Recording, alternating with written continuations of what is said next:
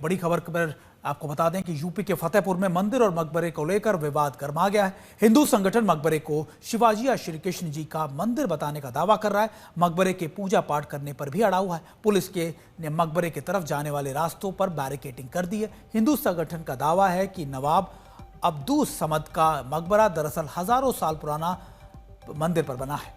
और हम आपको 3 तस्वीरें दिखा रहे हैं जहां पर हिंदू संगठन का प्रदर्शन है, पथराव, हंगामा और पुलिस में झड़प। पहले से ही पूरी फोर्स लगाई गई थी सारी, लेकिन उसके बाद भी कुछ उनको जो है तुरंत वापस कर दिया गया।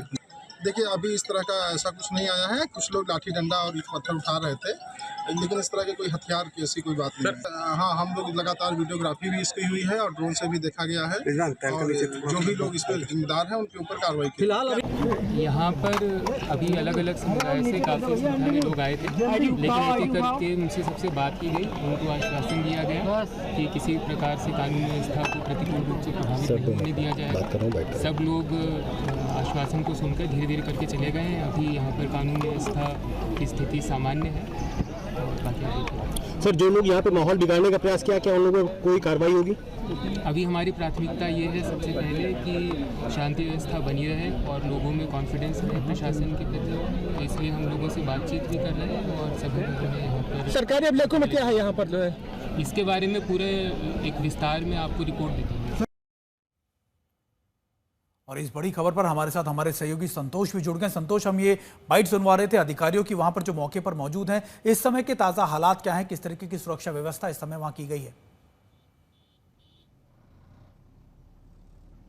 देखिए, सुरक्षा व्यवस्था को चाक चौबंद कर दिया गया है। वहां पर हालात नियंत्रण में हैं।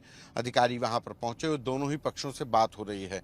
हिंदू संगठनों से, जिनका दावा है कि ये अब्दुल समद का जो मकबरा है कई सौ साल पुराना है, वो हजारों साल पुराने शिवजी और श्री कृष्ण के मंदिर को तोड़कर बनाया गया, ये जो दावा है, तो उस पर हिंदू संगठनों से बात हो रही है। जो दूसरा पक्ष है, मुस्लिम पक्ष है, उनसे भी बात हो रही है।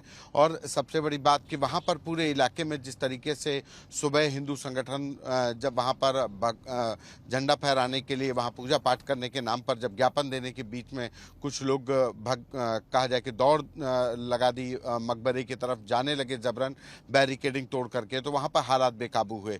लेकिन स्थिति को देखते हुए आईजी प्रयागराज अपने साथ जो पैरामिलिट्री फोर्स है, पीएसी है, उसकी कंपनियों को लाए हैं।